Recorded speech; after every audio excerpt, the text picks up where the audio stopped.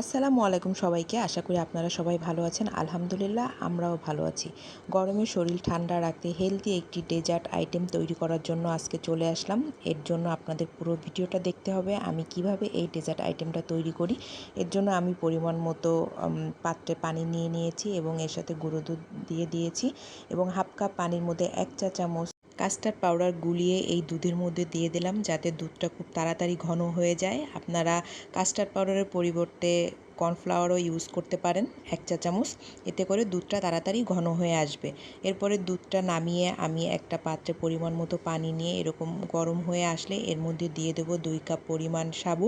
সাবুটা দিয়ে ভালোভাবে অনবরত নাড়তে হবে, তা না হলে নিচে দলা পেকে যাবে।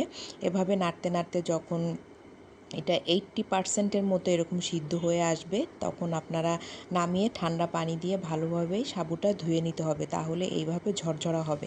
পানিটা না দিলে কিন্তু ঝরঝরাটা হবে না, দলা পেকে যাবে।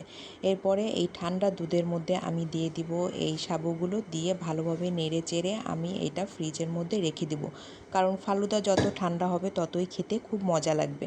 এরপরে আমি চলে আসলাম জেলি বানানোর জন্য। এখানে আমি নিয়ে নিয়েছি 2 কাপ পরিমাণ পানি এবং 2 চা চামচ আগার আগার।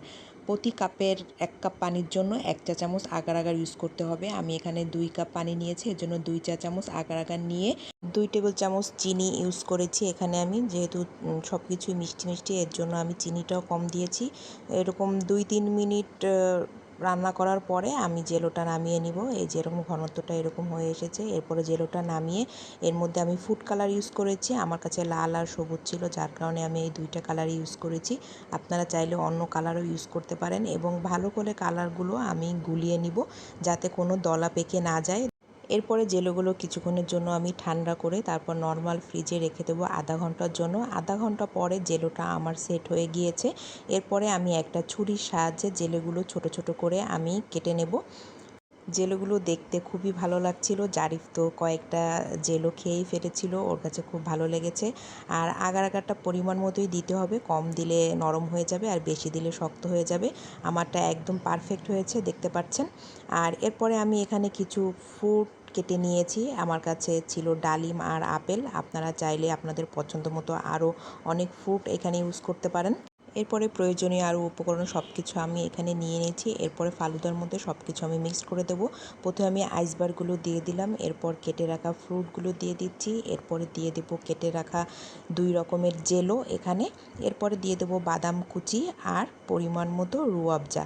এরপরে আমি দিয়ে দেবো ভ্যানিলা আইসক্রিম। এখানে আপনাদের ইচ্ছা মতো আপনারা চকলেট আইসক্রিমও ইউজ করতে পারেন, কিন্তু আমার কাছে মনে হয় ভ্যানিলাটা দিলে স্বাদটা বেশি ভালো লাগে, এর জন্য আমি ভ্যানিলার আইসক্রিমটা ইউজ করেছি। এরপরে সবগুলো উপকরণ ভালোভাবে সুন্দর করে আমি মিক্স করে নেব। এই ডেজার্টটা খেতে যেমন সুস্বাদু এবং এটা শরীরের জন্য খুব উপকার। তো এই তো আমি গ্লাসে সার্ভ করে নিয়েছি আর উপর থেকে একটু আইসক্রিম আর রুয়াবজা দিয়ে নিয়েছি, দেখতে আরও সুন্দর লাগছে। তো আজকের ভিডিও ছিল এই পর্যন্তই। সবাই ভালো থাকবেন। আল্লাহ হাফেজ।